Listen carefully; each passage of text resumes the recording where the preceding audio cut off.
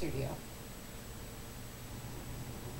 He says his artwork taps into emotion on canvas. We're in the studio today with Jon Baldwin. Thank you very much, Jon, for letting us come see your work. Thank you. Tell us a little bit about how you got started. It's many, many years ago. Mm-hmm. I'm 37 now. Since I was a little kid, basically. Mm-hmm. Now, my mom she won't admit to recalling this, but somewhere in the house, there's still a little baby Jesus that I made out of Play-Doh. Somewhere. From preschool. Okay. Yeah, it's somewhere, but just along those lines. I've always have been drawn to art. And whether it be a billboard or a comic book, and I'm not into comic books like a lot of people. I love the artwork. And Star Wars, the creative side of things just really came out as a young kid.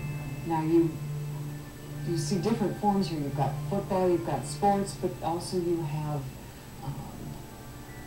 other people and scenes. Tell us, what do you like? You do bounce around. I do bounce around a lot.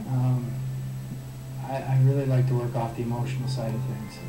Now, there are known images that I've worked from, but I try and use my own spin, try and add something to it that reflects upon, upon the work for me. You say you bounce around. What catches your attention, and how do you transfer that to canvas? A lot of people will even say this. I do a lot of thinking and very analytical about things. I draw from a lot of music. Particular artist, Mark Lanigan. I love his titles. I love his flow and his words, how he speaks. I've drawn a lot of titles of my works from his songs, but it's just the the emotional impact, and that's really what I key in on. Who are your role models, I guess, as far as artists? As far as artists go, number one would be Van Gogh, Jackson Pollock, Norman Rockwell, and Dolly. And a lot of my work doesn't even look like, like theirs, but again, it's working off the emotions. Like with Dolly, the surrealistic ideas, and in Van Gogh, just some of the simplistic, but his movement and color. And that's huge. And I've been trying to, still developing my color, and that's never ending. You describe yourself as manic in nature? Manic in nature, yeah. The highs, lows. I'm very aggressive as far as wanting to do good. And when I don't hit my performance levels that I want to be at, I tend to get down. And I try and pick myself up. Like the one saying that I was trying to keep with falling down was not permanent, staying down is.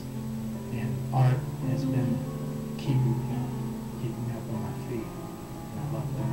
What's next for you? Just going to keep on developing my skills. It's never ending.